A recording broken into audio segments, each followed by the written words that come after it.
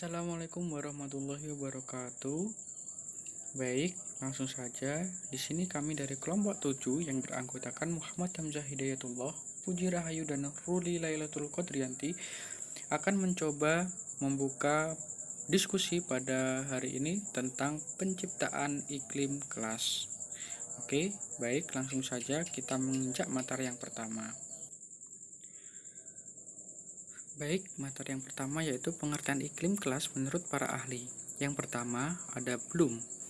Dalam Hadianto dan Subianto menyatakan bahwa iklim kelas adalah kondisi, pengaruh, dan rangsangan dari luar yang meliputi pengaruh fisik, sosial, dan intelektual yang mempengaruhi peserta didik.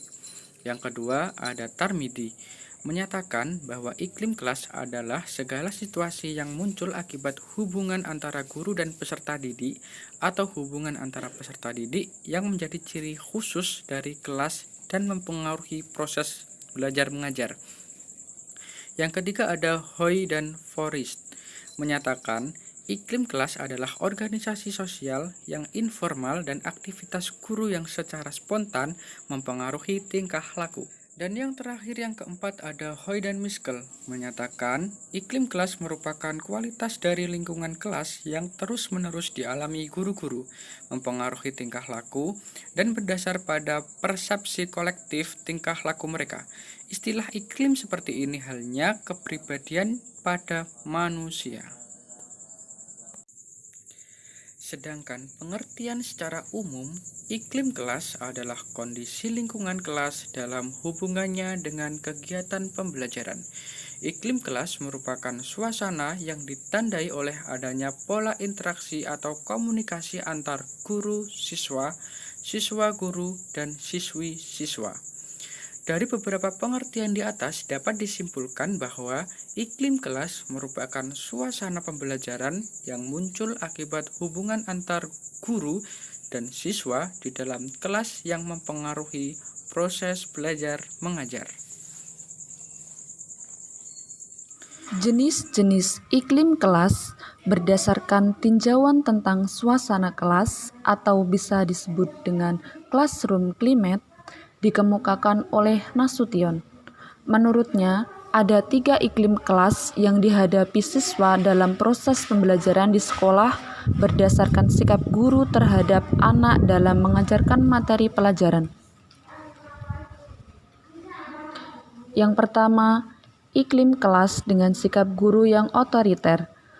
Suasana kelas dengan sikap guru yang otoriter terjadi bila guru menggunakan kekuasaan atau kewenangannya untuk mencapai tujuannya tanpa lebih jauh mempertimbangkan akibatnya bagi anak, khususnya bagi perkembangan pribadinya.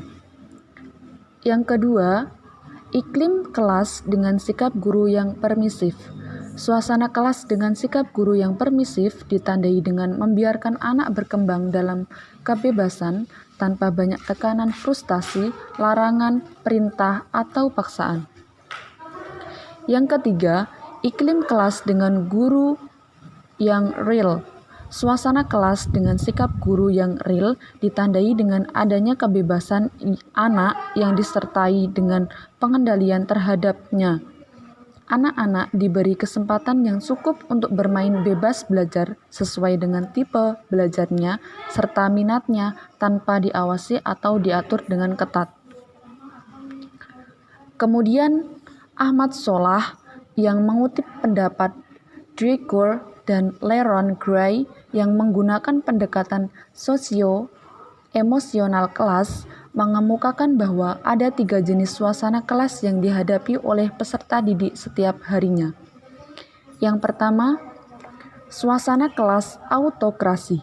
Dalam suasana autokrasi ini, guru lebih banyak menerapkan persaingan, hukuman, dan ancaman untuk mengawasi perilaku peserta didik selama mengikuti kegiatan belajar mengajar di kelas. Yang kedua, suasana kelas laissez-faire. Pada suasana kelas ini, guru sangat sedikit bahkan sama sekali tidak memperlihatkan kegiatannya atau kepemimpinannya serta banyak memberikan kebebasan kepada peserta didiknya. Yang ketiga, suasana kelas demokratis. Dalam suasana kelas demokratis ini, guru memperlakukan peserta didiknya sebagai individu yang dapat bertanggung jawab, berharga, mampu mengambil keputusan, dan dapat memecahkan masalah yang dihadapi. Baik, poin selanjutnya yaitu ciri-ciri iklim kelas kondusif. Ciri-ciri iklim kelas kondusif yaitu antara lain 1. Membangun kedisiplinan siswa di dalam kelas. 2. Menciptakan hubungan positif antara guru dan siswa di dalam kelas. 3. Mengkreasi hubungan positif antara siswa di dalam kelas. 4. Membangun dinamika kelompok di dalam kelas. 5. Bekerja sama dengan orang tua siswa. 6. Menggunakan metodologi pembelajaran.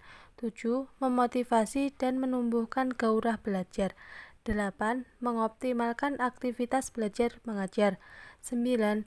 Siswa mendapat perlakuan adil. Semuanya mendapatkan kesempatan yang sama untuk berprestasi sebaik-baiknya. 10.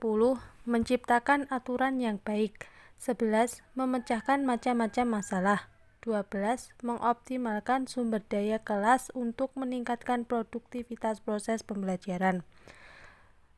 Untuk poin selanjutnya yaitu faktor-faktor yang mempengaruhi iklim kelas. Adapun beberapa faktor yang perlu diperhatikan tersebut antara lain yaitu 1.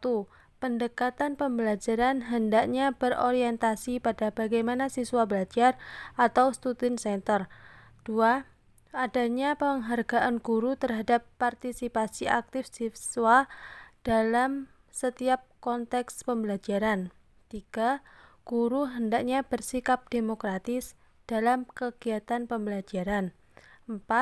Setiap permasalahan yang muncul dalam proses pembelajaran sebaiknya dibahas secara dialogis.